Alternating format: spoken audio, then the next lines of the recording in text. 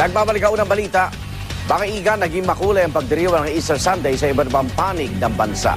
Hindi nawala ang tradisyonal na salubong o yung pagsasadula ng pagkikita ng Birheng Maria at ni Jesus na muling nabuhay.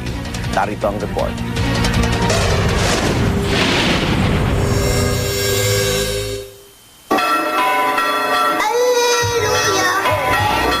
Pagtatanggal ng belo sa imahen ng Birheng Maria ng isang batang nagdamit anghel, sumisimbolo sa pagbababang luksa ni Maria dahil muli nang nabuhay si Jesucristo.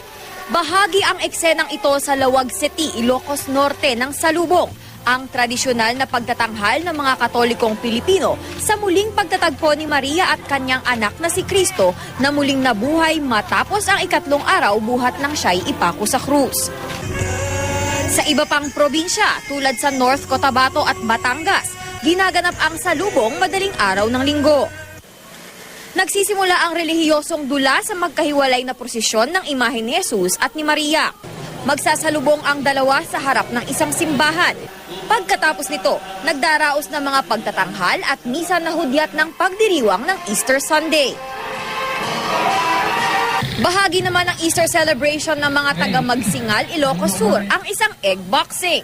Imbes na mag-egg hunting, nagdala na lang ng kanya-kanyang itlog ang mga lumahok. Simple lang ang laro. Una, kailangang ipalista ang itlog para mahanapan ng kalaban.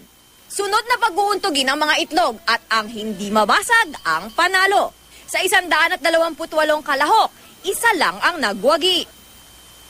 Sa isang commercial area naman sa Quezon City, binuksan ang pagdiriwang ng Easter Sunday sa isang grand parade. Nagkaroon din ng Easter egg painting, photo booth at petting zoo. Karamihan sa mga nakisaya, mga pamilyang piniling mag-staycation sa Maynila o yung mga hindi nagbakasyon sa probinsya. Kung ang mga bata may egg hunting, ang ilan namang alagang aso isinabak sa bone hunting sa Makati.